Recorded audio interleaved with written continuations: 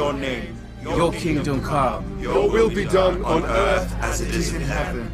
Give us today our daily bread. Our Father who art in heaven, hallowed be your name. Your kingdom come. Your will be done on earth.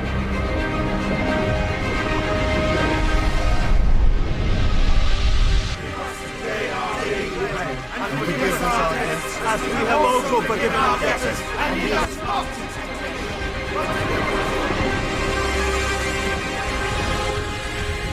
Our Father, hallowed be your name. Your kingdom come. Your will be done on earth as it is in heaven. Give us today our daily bread.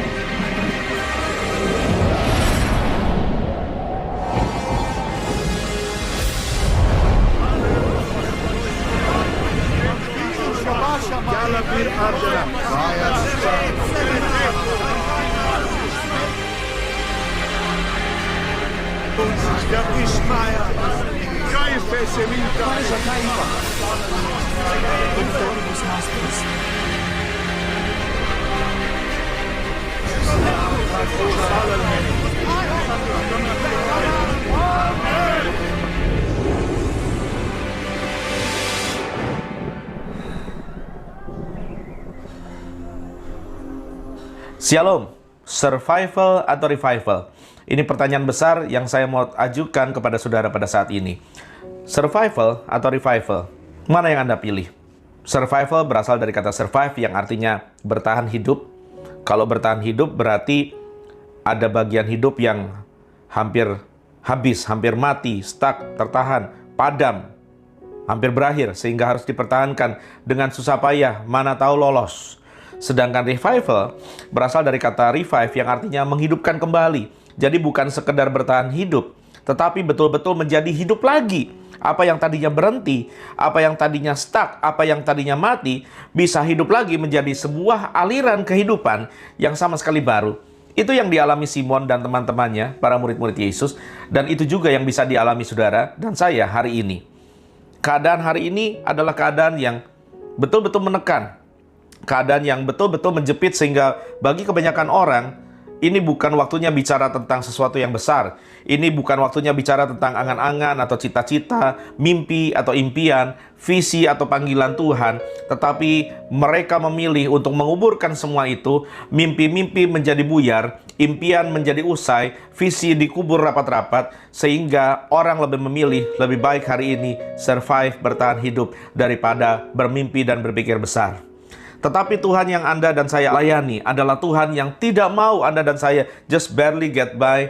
Yang penting bisa lolos, yang penting bisa bertahan, yang penting bisa lanjut lagi, yang penting bisa nyambung lagi. Tidak. Tuhan mau Anda tidak hanya pusing memikirkan bagaimana caranya hidup ini bisa survive seorang diri, tetapi Tuhan rindu Anda dan saya bukan cuma memikirkan survival diri sendiri lagi, tetapi bangkit dan mengalami kebaruan hidup, kedahsyatan kuasa Roh Kudus yang daripada Tuhan, supaya Anda tidak lagi hidup bagi diri sendiri, tetapi hidup dalam nama Tuhan Yesus menjadi dampak buat sesama, buat banyak orang, bahkan buat bangsa-bangsa. Klip yang Anda sudah saksikan tadi, kebanyakan kita sudah mengetahui bahwa klip itu menceritakan apa yang kita rayakan hari ini sebagai Hari Raya Pentakosta Kristen, di mana murid-murid mengalami revival yang luar biasa pada hari itu ketika pencurahan kuasa Roh Kudus melanda mereka di sebuah loteng di Yerusalem. Tetapi yang seringkali belum kita sadari adalah bahwa sama seperti saudara dan saya, hari itu murid-murid juga dalam keadaan putus asa. Hari itu juga murid-murid dalam keadaan survival. Mereka tidak tahu lagi harus berbuat apa. Mereka stuck, impian mereka buyar, mereka tidak tahu lagi harus berbuat apa. Yang mereka tahu cuma mentaati perintah Tuhan Yesus untuk berdiam di situ, diam dalam lockdown sampai apa yang Yesus janjikan terjadi. Kita melihat dalam klip itu untuk pertama kalinya kuasa Roh Kudus dicurahkan. Mereka mengalami pencurahan kuasa Roh Kudus dan mereka bangkit dari keterpurukan mereka. Mereka tidak sekedar in survival mode, tapi sekarang mereka in revival mode. Dan itu yang Tuhan rindukan untuk terjadi buat saudara dan saya. Yang kita tidak mengerti adalah ada perjalanan panjang dan berat sehingga murid-murid berpindah dari sekedar survival masuk kepada revival.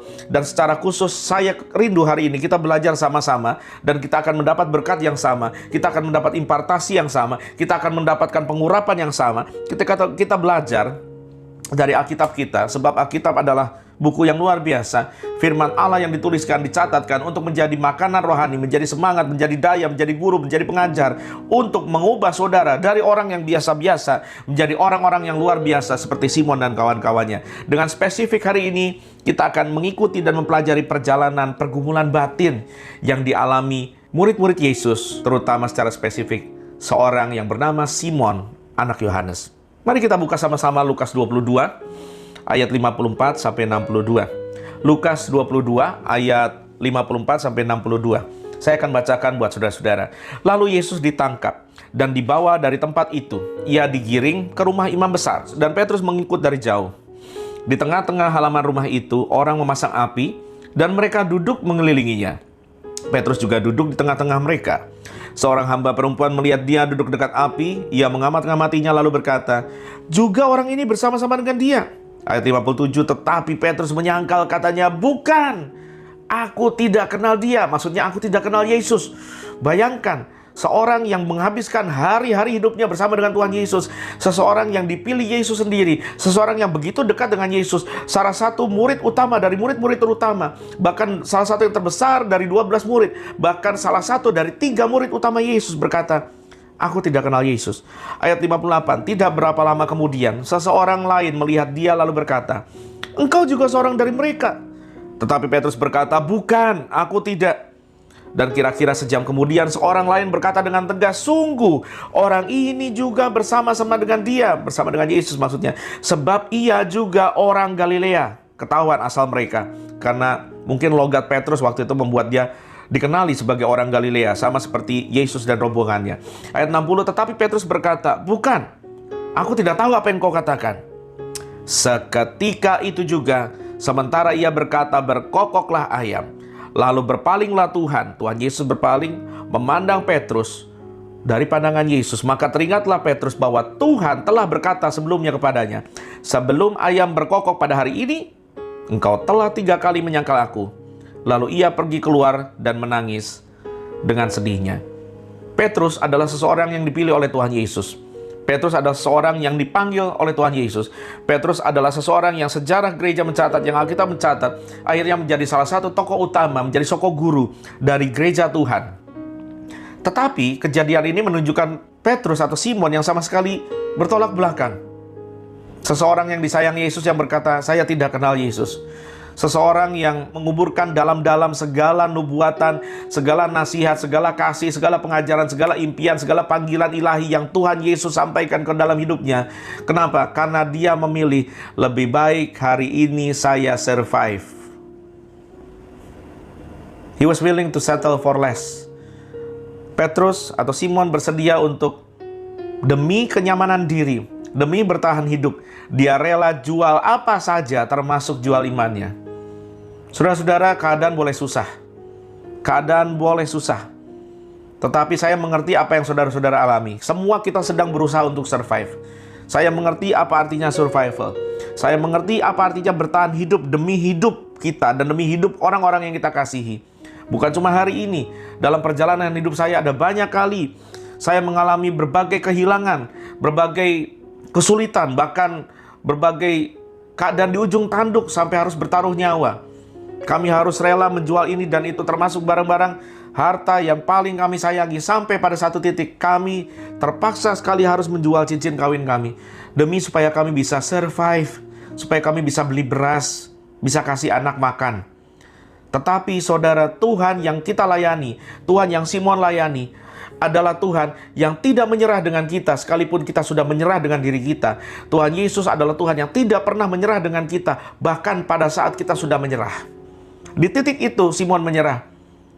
Dia memasuki survival mode. Dia memilih menyangkal Tuhan. Dia memilih menyangkal Yesus. Dan ketika Yesus menatap Simon setelah Simon menyangkali dia 3 kali, Simon menangis.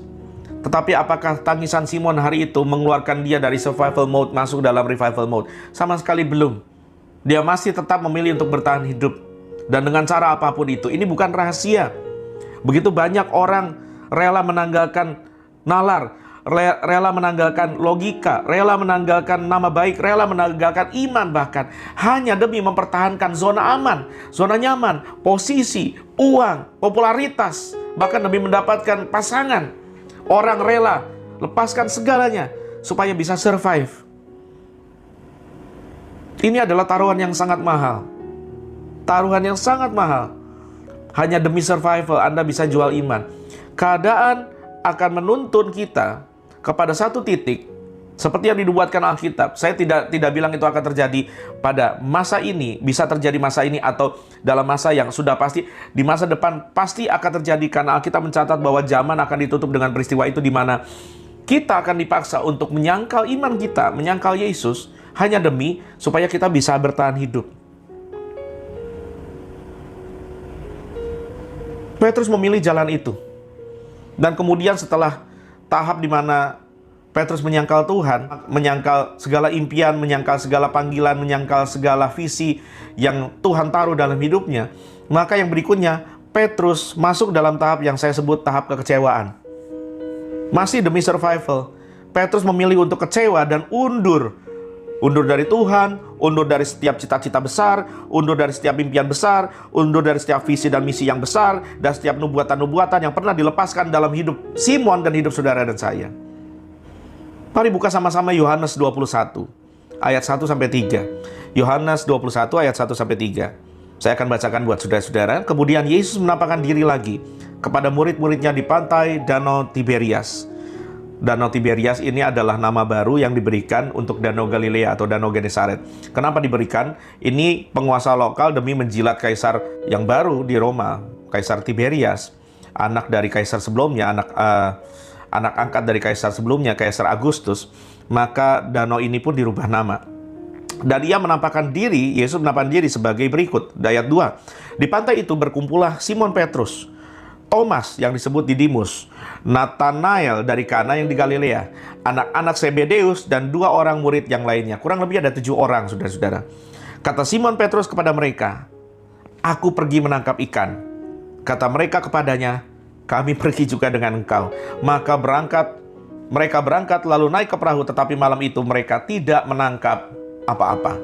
Saudara-saudara, ini adalah tahap kekecewaan di mana Simon undur dari setiap impian, angan-angan, visi, impian, nubuatan besar yang dia sudah terima dalam hidupnya. Kenapa saya sebut demikian? Karena peristiwa ini terjadi di mana, saudara? Di Danau Tiberias, Danau Galilea. Artinya Petrus pulang kampung. Setelah Tuhan Yesus ditangkap, murid-murid kocar-kacir.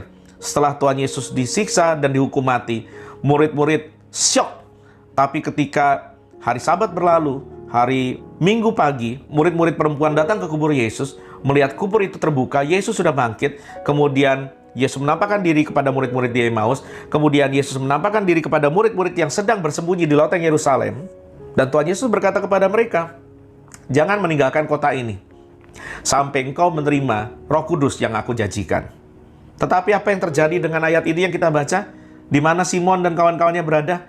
Mereka meninggalkan Yerusalem, pulang kampung, meninggalkan semua panggilan ilahi yang Yesus sudah beri untuk menjadi soko guru jemaat, untuk menjadi rasul bagi bangsa-bangsa, untuk menjalankan amanat agung buat bangsa-bangsa, di mana di hari itu Simon kembali jadi nelayan.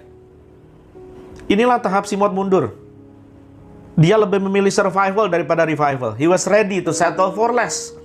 Ini pula kecenderungan kita ketika keadaan menghambat, ketika jalan kita terhambat, ketika kita tidak bisa melangkah maju, ketika sepertinya ada tantangan yang besar, ketika sepertinya keadaan menghimpit, ketika sepertinya keadaan menekan. Maka Anda akan kubur dalam-dalam segala cita-cita, angan-angan, impian besar, bahkan visi yang Tuhan berikan dalam hidup kita, hanya demi supaya kita survive. Dan kita cenderung menoleh ke belakang dan kembali kepada masa lalu. Pada tahap ini, Simon dan saudara bukan progres, ini adalah regress. Anda tidak sedang berjalan maju dengan survival mode. Anda tidak sedang berjalan melangkah maju dengan survival mode. Ketika Anda memilih survival, biasanya kita jalan di depan dan tidak jarang kita melangkah jalan ke belakang. Ini adalah tahap kematian mimpi. Hancur semua impian dan cita-cita. Bahkan Simon dan kita seringkali mencoba melupakan semua firman Tuhan yang pernah kita dengar. Dan nubuatan-nubuatan besar yang pernah kita terima. Inilah tahap survival. Yang penting loloslah. Cukup sekian sajalah. Sekian terima kasih. Yang penting barely make it. Yang penting bisa lewat. Kita rela kubur semua mimpi-mimpi kita. Kita rela kubur semua cita-cita kita. Kita kubur semua nubuatan. Kita kubur semua panggilan ilahi yang ada dalam hidup kita. Yang penting bisa lolos hari ini. Yang penting bisa lewat satu hari lagi. Saya ngerti rasanya. Karena kesulitan yang saudara alami bukan hanya dialami oleh saudara. Dialami oleh semua orang termasuk saya. Mulai dari karyawan kecil sampai pengusaha besar. Mulai dari rakyat biasa sampai kepala pemerintahan. Semua merasakan dampaknya. Tetapi Tuhan yang saudara dan saya layani tidak mau Anda cuma mengalami survival. You are not designed just to barely get by. Anda tidak didesain Tuhan hanya supaya Anda bisa, ya yang penting cukup, yang penting lolos, yang penting lewat. No, Anda didesain to become more than conquerors. Anda dan saya didesain untuk menjadi pemenang, bahkan lebih dari pemenang. Lebih dari orang-orang yang mampu menaklukkan keadaan. Kita tidak didesain untuk dikalahkan oleh keadaan. Kita didesain untuk mengalahkan keadaan. Karena rencana Allah ketika Roh Kudus dicurahkan adalah supaya saudara dan saya bukan jadi victim, tetapi jadi witness. Bukan jadi korban, tetapi jadi saksi akan betapa dahsyatnya Tuhan Yesus Kristus dan berita Injilnya dan keselamatan jiwa yang Dia berikan, berkat yang Dia sediakan, dan kekekalan yang menanti semua orang yang percaya kepadanya. Anda tidak bisa lakukan itu ketika Anda survival mode. Anda tidak bisa menjadi saksi ketika kita yang penting lolos deh, tanggalkan apa saja, bahkan iman sekalipun, yang penting bisa makan. No, no. Simon dan teman-temannya serta saudara dan saya didesain lebih dari itu. Tapi apakah Tuhan marah ketika tahu Simon pulang kampung dan teman-temannya meninggalkan panggilan ilahi untuk menjala manusia dan kembali menjala ikan? Apakah Tuhan marah ketika Anda undur dari Tuhan? Apakah Tuhan marah ketika dia melihat Anda kubur panggilan ilahi itu? Anda kubur cita-cita Anda kubur angan-angan Anda kubur visi yang Tuhan pernah taruh dalam hidup Anda? Apakah Tuhan marah? No! Ini Tuhan yang saya dan saudara pelayani. Inilah Tuhan yang saudara dan saya kenal. Buat Anda yang sedang menonton program ini, jika Anda berkata, saya belum kenal Yesus, saya belum kenal Tuhan Yesus. Inilah Tuhan Yesus, saudara. Tuhan Yesus bukan satu set teori atau agama atau sesembahan yang ketika you make one mistake, Anda buat satu kesalahan, poof, you're gone. Anda dipotong, Anda dibuang. No, He's the God of second chance. Karena kalau Tuhan, Alkitab berkata gini, kalau Tuhan sudah memulai sebuah pekerjaan yang baik di dalam hidupmu, maka Dia tidak akan pernah meninggalkan perbuatan tangannya. Maka pekerjaan baik yang Dia sudah mulai dalam hidupmu dan hidupku, pasti Dia tuntaskan sampai kelar. Kenapa? Karena ayat 4 berkata, Tuhan Yesus malah cari mereka. Aneh.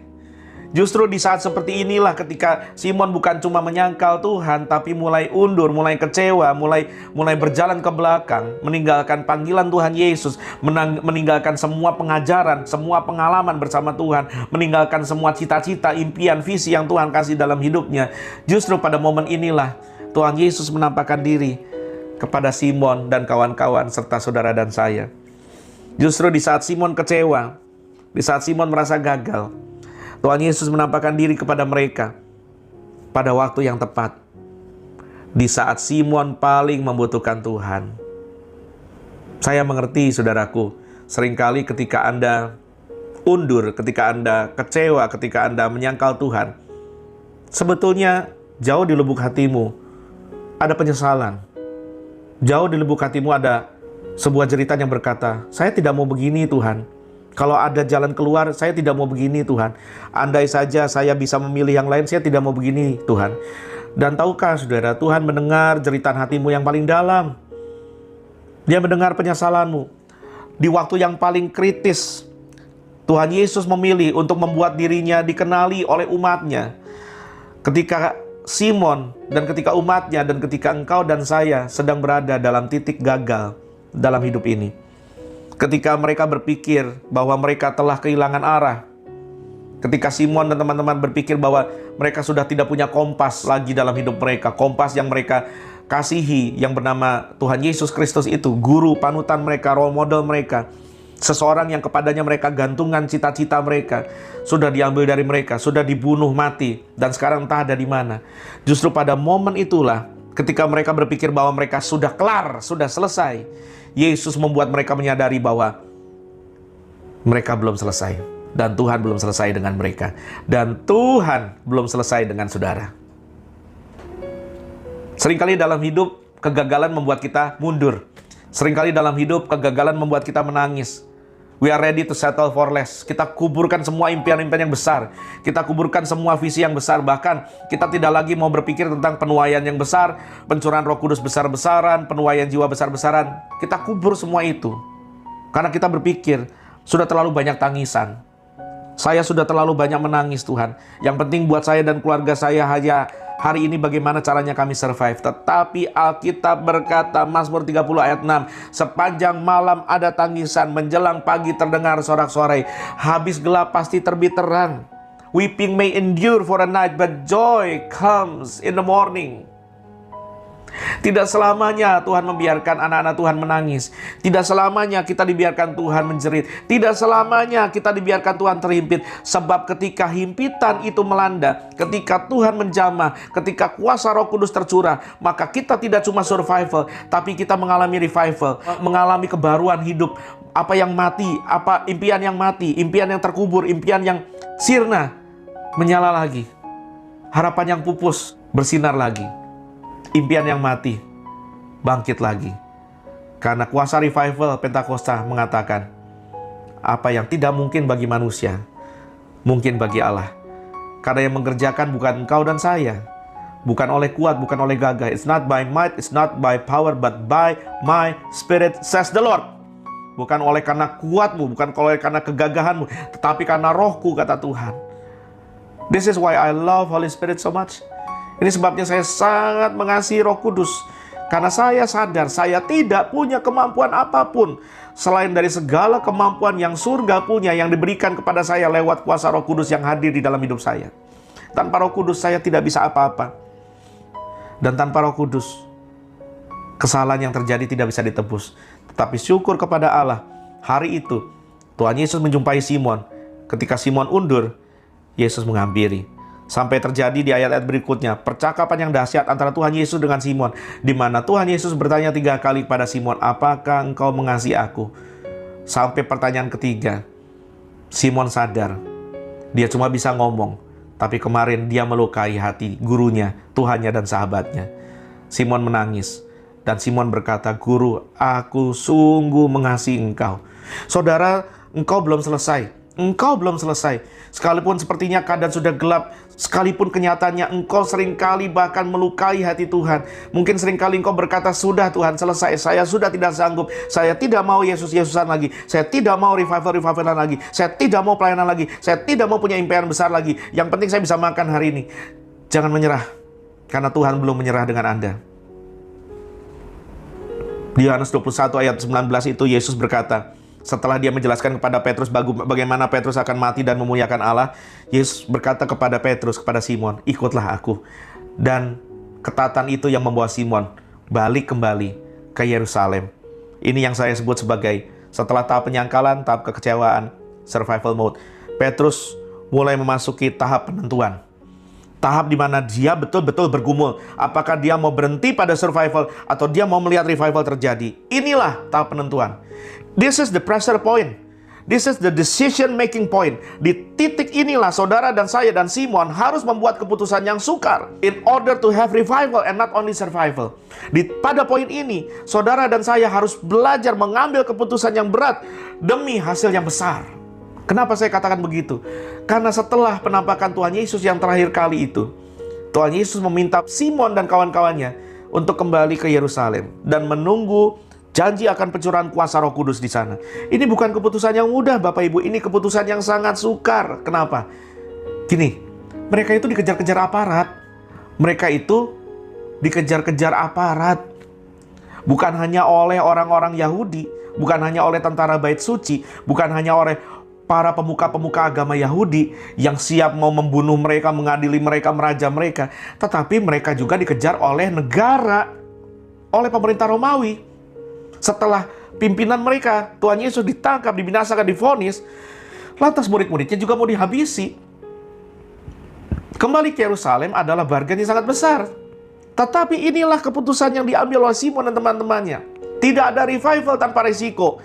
Tidak ada kemenangan-kemenangan besar tanpa mengambil resiko yang besar. Sebab mereka yang mau mengalami kemenangan-kemenangan yang besar dalam hidup ini adalah mereka yang berani mengambil resiko yang besar. Para pemenang adalah para risk taker. Para pemenang adalah mereka yang berani mengambil resiko dan berani membayar harganya.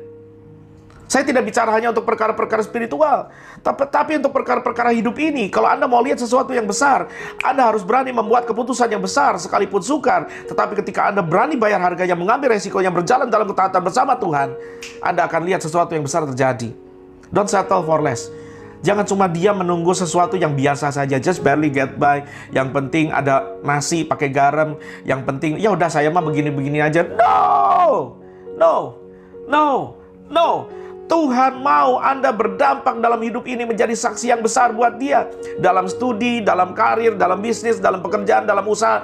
Bukan hanya dalam pelayanan, tapi semua aspek hidupmu bisa dipakai Tuhan untuk menjadi kesaksian yang memuliakan nama-Nya. Sehingga orang berkata, sungguh Yesus itu Tuhan yang baik dan luar biasa. Bukan karena mereka melihat Yesus langsung, tapi karena mereka melihat Yesus dari hidup Anda. Lukas 24 ayat 49 mencatat begini. Dan aku mengirimkan kepadamu apa yang dijanjikan Bapakku. Tetapi kamu harus tinggal dalam kota ini sampai kamu diperlengkapi dengan kekuasaan dari tempat tinggi. Kata sampai di situ berarti ada waiting period, saudara. Kata sampai di situ berarti ada waktu menunggu. Inilah tahap penentuan. Ini tahap pressure point di mana Anda rasanya seperti duduk dalam tungku yang panas sekali. Dan Anda sudah tidak sabar, Anda berkata, kapan Tuhan, kapan ini selesai, kapan jebol Tuhan, kapan mimpi itu terjawab, kapan visi itu tergenapi, kapan? This is the decision making point. Ini tahap yang sangat menentukan.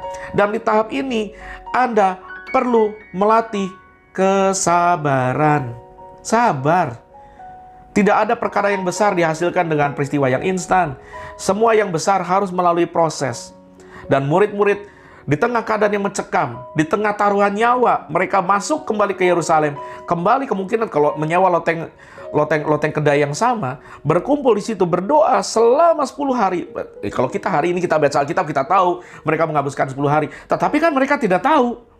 Tuhan Yesus cuma bilang, kamu tunggu. Sampai kapan? Sampai kamu dilengkapi dengan kekuasaan, power dari tempat yang maha tinggi. Kapan Tuhan? Ya tunggu aja. Sampai kapan? Yang sampai nanti. Nantinya kapan? Ya tunggu aja.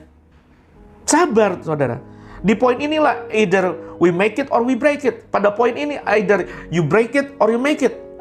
Mau berhasil atau hancur sekalian. Pilihannya cuma dua itu. Pada titik ini, di poin ini adalah Anda bisa jadi atau Anda bisa tidak jadi. Mau Anda jadi pengusaha sukses, menjadi hamba Tuhan, menjadi mahasiswa, teknokrat, ilmuwan, politisi, apapun pada poin ini. Either you make it or you break it. Anda jadi atau nggak jadi. This is the decision making point. Berhasil atau gagal total. Kalau sudah kepalang basah, saudara, nyeburlah sekalian.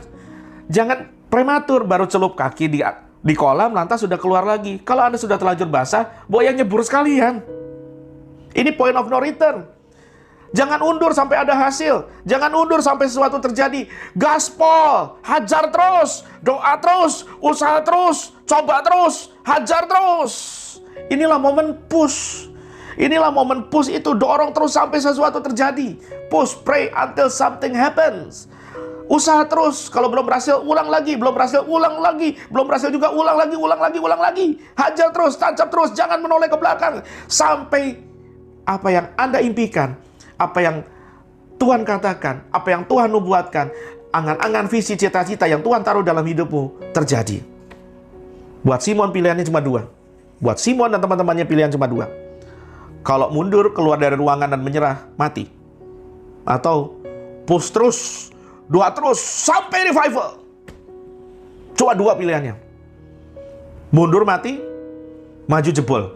Mundur mati, maju jebol. Pilihanmu cuma dua hari ini, saudara. Kalau mundur hancur, maka harus maju tabrak terus sampai jebol. Pilihan kita cuma dua. Inilah momen birth pain. Inilah momen sakit bersalin, seperti seorang ibu yang sepertinya kita kesakitan, saudara, tidak tahan. Waktu istriku mau melahirkan anak kami, saudara, saya temani dia. Mulai dari dia mulai ngeden kecil sampai ngeden besar, sampai hari melahirkan. Saya pegang betul-betul tangannya, saya nyanyi, saya kuatkan dia. Tapi walaupun saya cuma bisa melihat, rasanya saya bisa ngerti itu sakitnya luar biasa. Saking kesakitan, istri saya harus berteriak. Bahkan dia mencengkram tangan saya sampai tangan saya sempat luka, saudara. Rasanya seperti meregang nyawa. Pada momen birth pain seperti ini, momen penantian yang menyakitkan seperti ini, rasanya daging ini sudah tidak tahan. Rasanya daging ini mau give up. Rasanya daging ini mau nyerah. Udah deh, nggak usah lagi deh punya impian besar. Udah deh, kubur aja cita-cita itu. Udah, kubur aja calling Tuhan itu. Udah, kubur aja semua panggilan, semua nubuatan itu. Saya tidak mau lagi memikirkannya. Yang penting hari ini saya cuma mau hidup. Saya cuma mau survive. Hati-hati saudara. Hati-hati. Kenapa? Karena menyaksikan istri saya melahirkan. Ketika kita menyaksikan semua ibu-ibu melahirkan di jagat raya ini, ketika kesakitan bukan kepalang mereka alami saat mereka sedang sakit bersalin.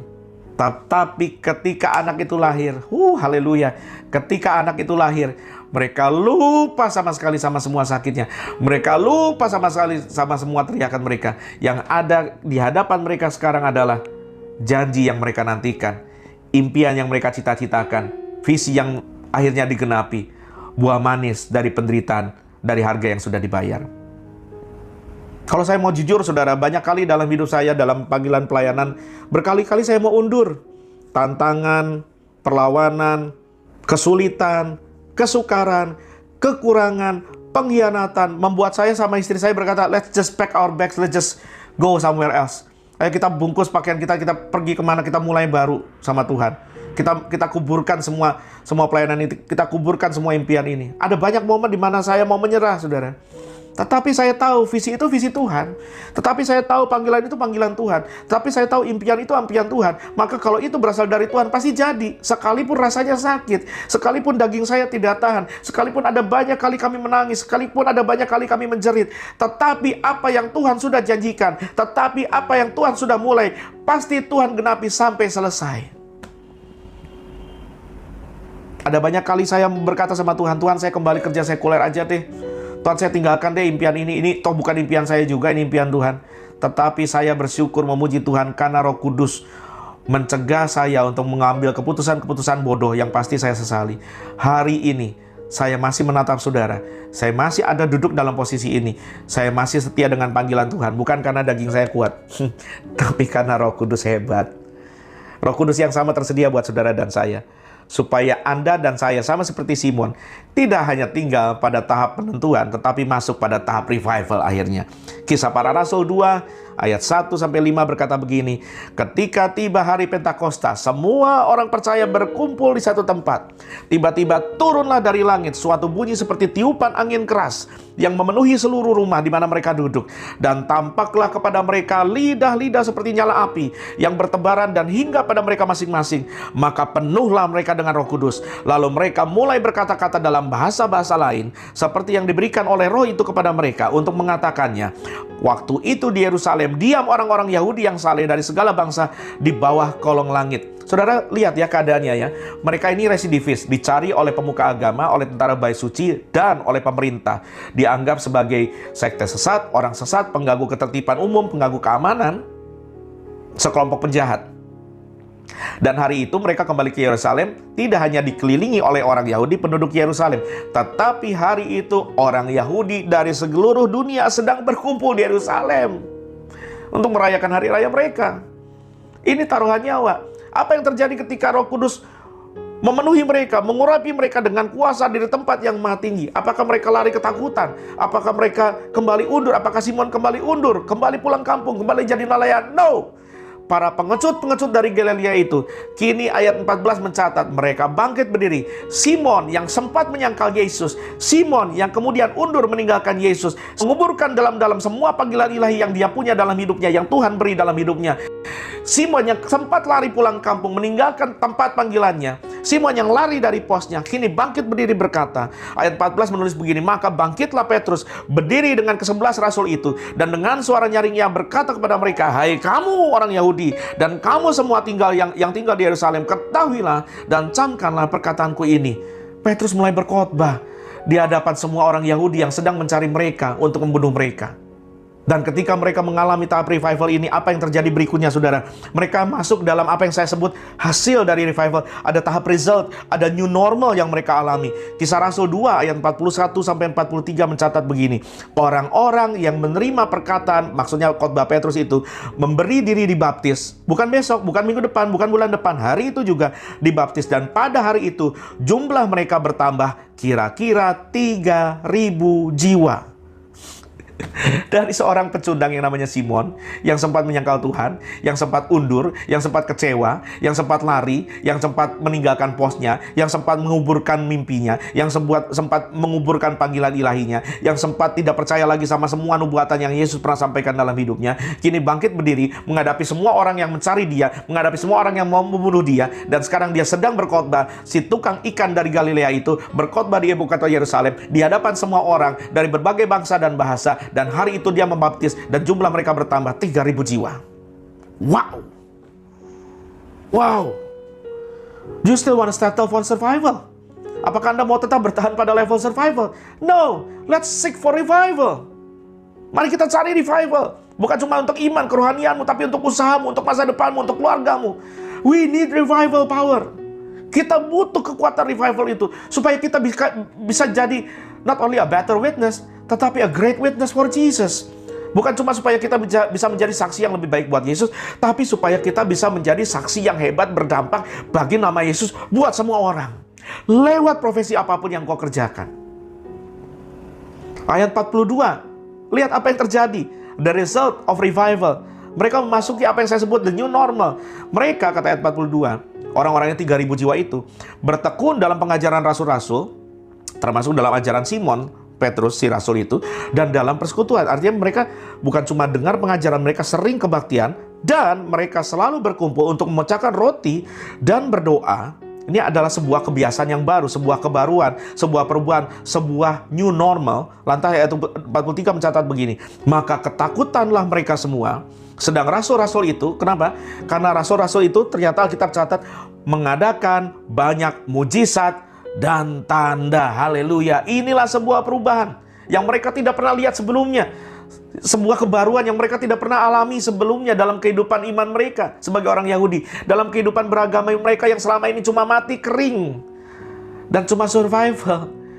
Tetapi semuanya berubah menjadi sebuah new normal di mana kuasa, tanda, mujizat, dan keheranan serta persekutuan yang indah, pengajaran firman yang penuh kuasa tiap hari mereka alami sebagai hasil dari revival menjadi sebuah kenormalan yang baru.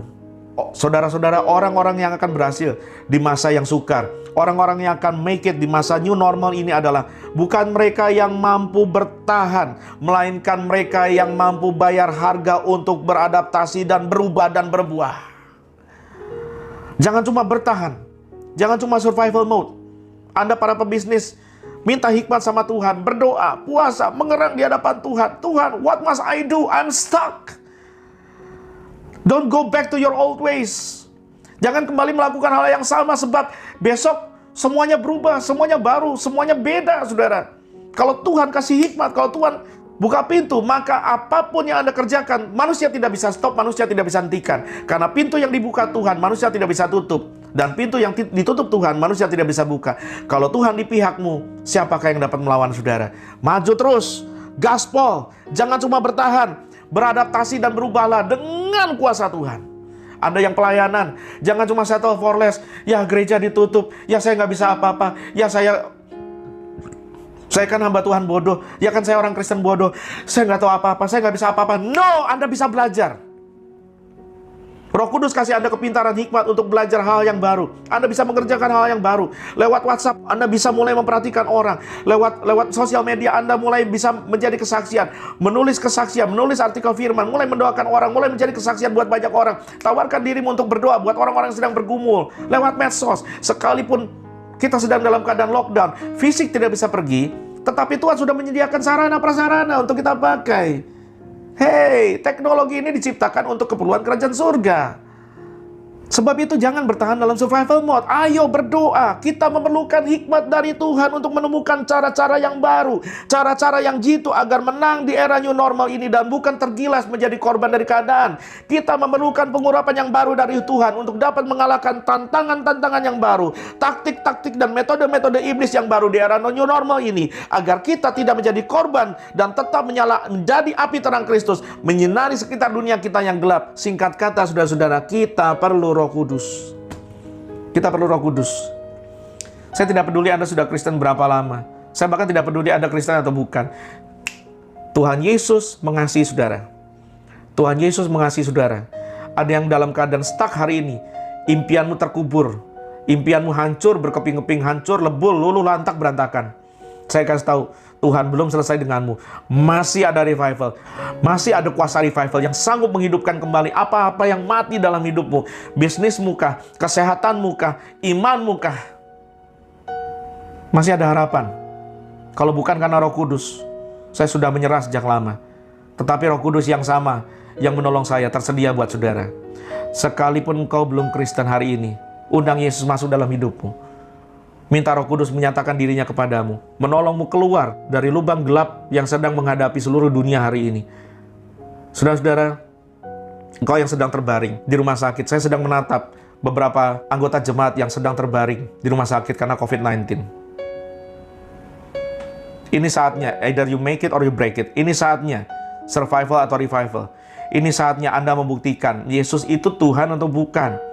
Ini saatnya Anda membuktikan, imanmu itu nyata selama ini atau cuma agama. Sebab Anda tidak punya pilihan lagi, guys. Anda tidak punya pilihan lain, kawanku. Penyakit ini belum ada obatnya. Tidak ada antivirusnya di seluruh dunia ini. Orang mau beli dengan berapa uang triliunan rupiah, triliunan dolar sekalipun, belum ada obatnya. Engkau tidak punya pilihan lain. Engkau sedang ada di tahap penentuan. The decision making point. The make it or break it point. The pressure point. Engkau sedang ada di tahap penentuan. Hidup atau mati. Bergumulah.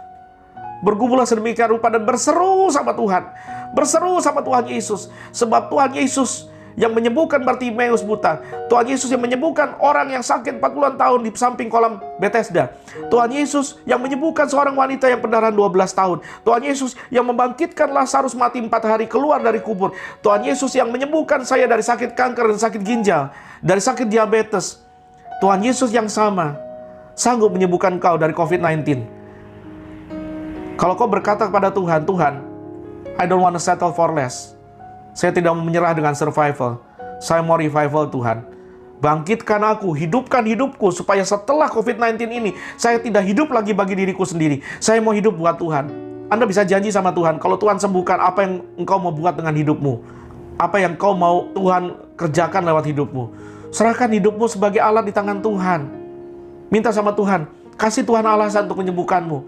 Betul, dia menyembuhkan tidak perlu alasan sebab dia Tuhan yang baik, dia Tuhan yang Maha Kuasa. Tapi, hey, kau bisa ngomong sama Tuhan, Tuhan, saya menyesal dengan hidup yang sudah saya hidupi kemarin.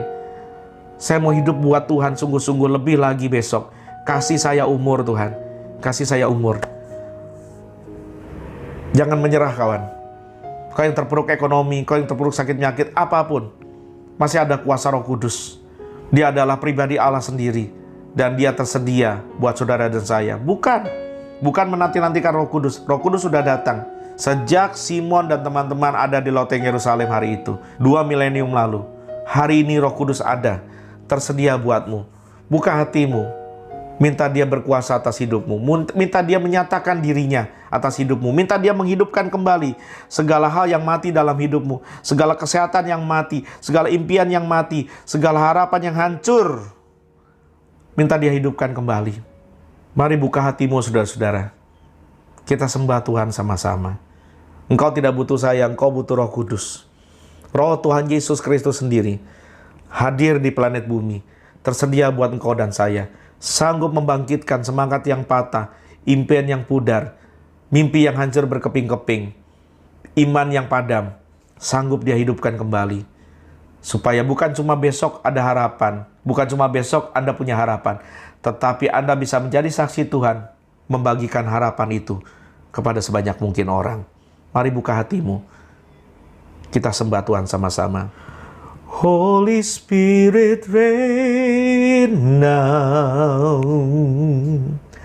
Holy Spirit reign now. Rain down, rain on us.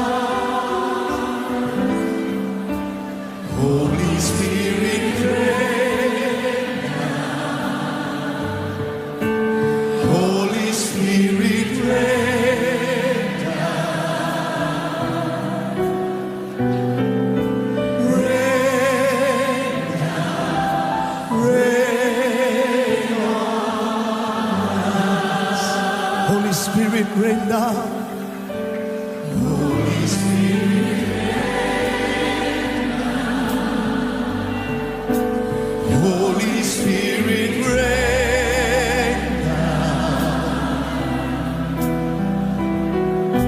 Rain down, rain on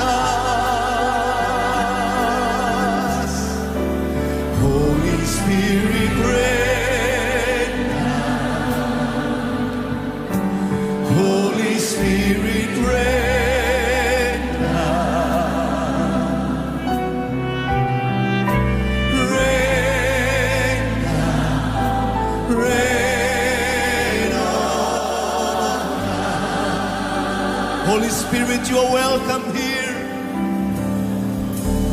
Holy Spirit, you are welcome here.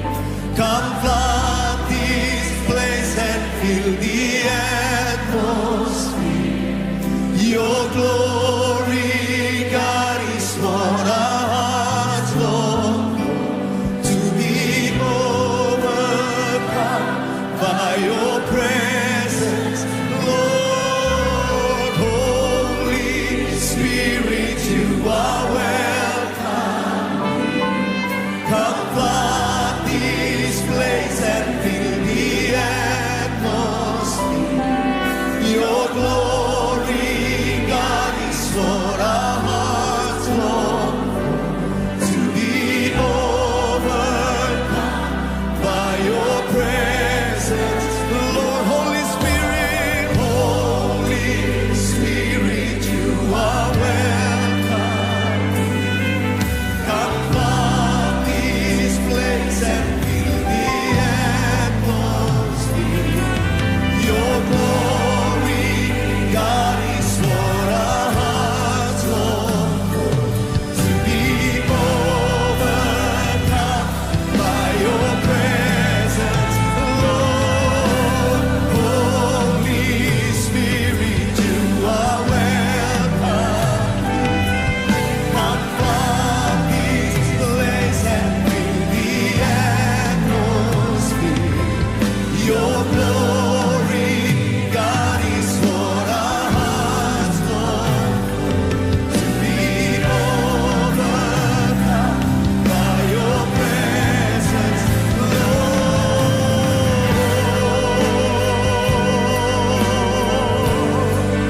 Your presence, your presence, Lord. Your presence, Lord. Let us worship Him one more time. Oh, Rabasanda, Rabata.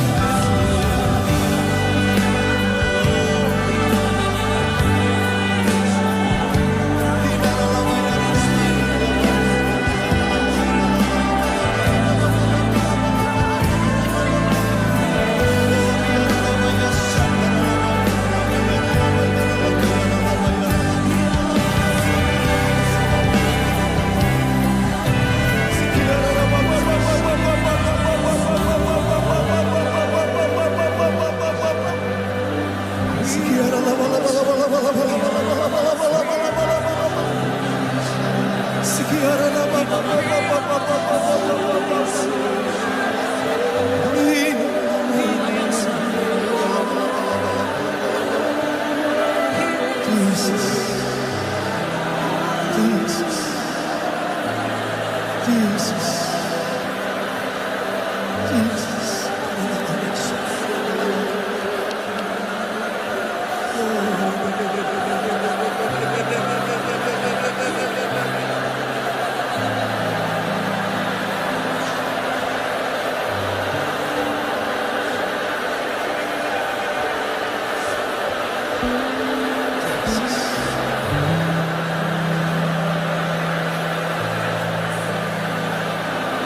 We keep on worship as we invite the capabilities of God.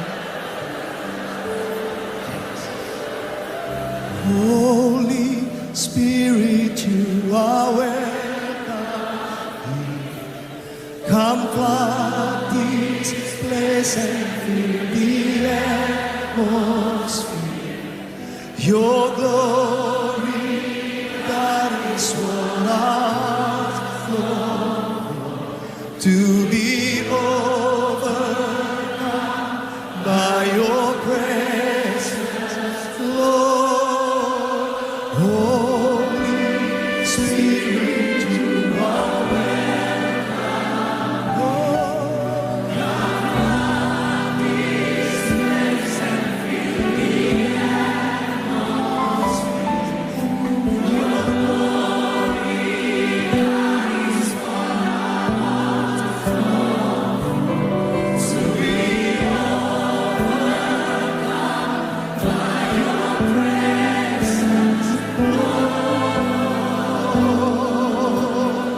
your presence, Lord. Your presence, Lord.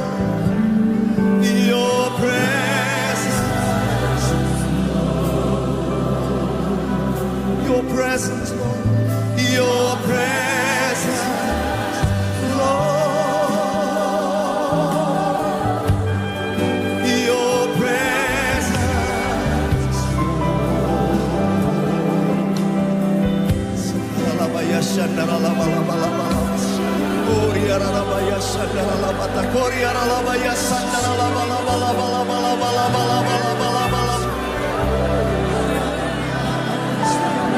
Mari buka tanganmu saudara-saudara, arahkan tanganmu ke depan, buka hatimu.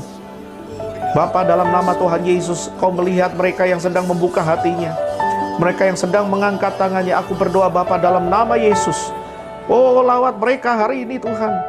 Roh Kudus jamah mereka, kuatkan mereka, hidupkan kembali Tuhan. Iman yang mati, rohani yang padam, impian yang hancur, segala yang hancur lebur lulu lantak dalam hidup mereka, hidupkan dalam nama Tuhan Yesus.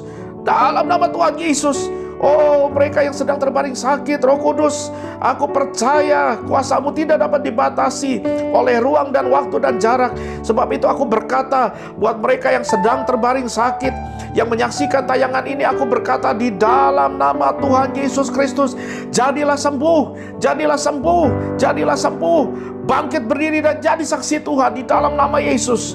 Dalam nama Tuhan Yesus. Kau yang rindu mengalami kepenuhan Roh Kudus, angkat tanganmu dan katakan, Roh Kudus penuhi saya. Penuhi saya. Dalam nama Tuhan Yesus, penuhi saya. Roh Kudus lawat mereka. Penuhi mereka dalam nama Tuhan Yesus. Dalam nama Tuhan Yesus. Dalam nama Tuhan Yesus terjadi pengurapan Roh Kudus yang kuat melanda setiap rumah-rumah yang menyaksikan tayangan ini. Dalam nama Yesus. Terima. Terima dalam nama Yesus. Terima dalam nama Yesus. Terima. Terima dalam nama Yesus. Terima dalam nama Yesus. Penuh Roh Kudus. Penuh Roh Kudus. Penuh Roh Kudus dalam nama Yesus. Dalam nama Yesus. Dalam nama Yesus. Oh, ya nama sandar ya radar. Oh, ya nama sandar baka ya radar. Oh, terima kasih Tuhan. Terima kasih Tuhan. Oh, terima kasih Tuhan. Terima kasih Tuhan.